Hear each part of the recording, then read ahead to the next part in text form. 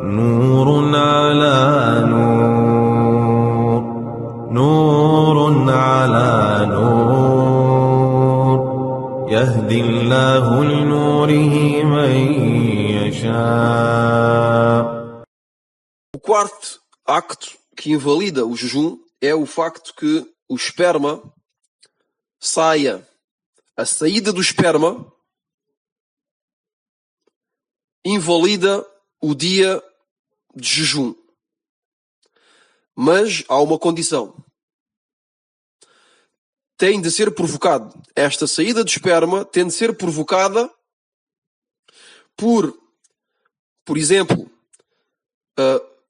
o facto que haja beijos entre os dois, entre o casal, por exemplo, derivado a beijos, ou derivado também o facto que o casal se toque, o marido e a mulher se mexam, e que, derivado a isto, o esperma saia. Se o esperma sair derivado a este contacto físico, então o jejum é quebrado, o jejum é inválido deste dia e tem de jejuar depois do Ramadã este dia de novo. E há outra condição, é que não haja penetração. É que não haja penetração. Quer dizer que os dois sexos não se encontrem. É muito importante saber isto também, porque se houver penetração,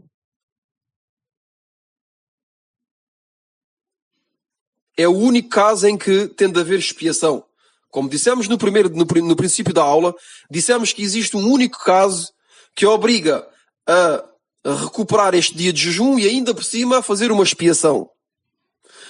Esse único caso é se houver uma relação sexual e que nesta relação sexual haja penetração.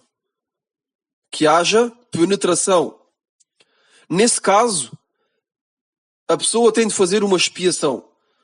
Contrariamente ao caso em que haja unicamente um contacto físico, mas sem penetração. Se não houver penetração, quer dizer que o esperma sai, mas sem penetração, então aqui neste caso, derivado, por exemplo, a beijos ou o facto que o casal se toque, neste caso, não é obrigatório de fazer expiação. Unicamente, este dia de jejum é anulado, o jejum é quebrado e tem de recuperar este dia de jejum depois do mês de Ramadã. E quando dizemos que sejam beijos ou que seja tocar, podemos dizer outras coisas também. Tudo o que faz sair o esperma de maneira voluntária faz anular o jejum. O único caso que não faz que a saída do esperma não faz anular o jejum é no caso em que a pessoa esteja a dormir. No caso em que a pessoa esteja a dormir e que tenha um sono, que tenha um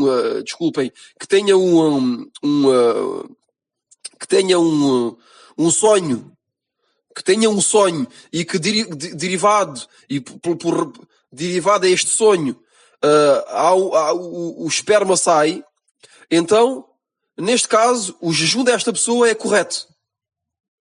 A pessoa continua a jejuar como se nada tivesse acontecido.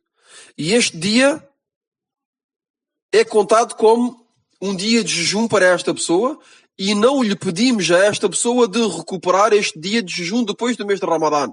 Isto é muito importante a compreender. Esta questão é muito importante a compreender porque ela divide-se em 3 partes.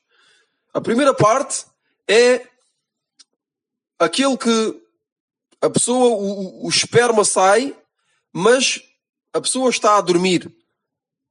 Neste caso, o jejum desta pessoa é correto e não lhe pedimos para recuperar este dia de jejum.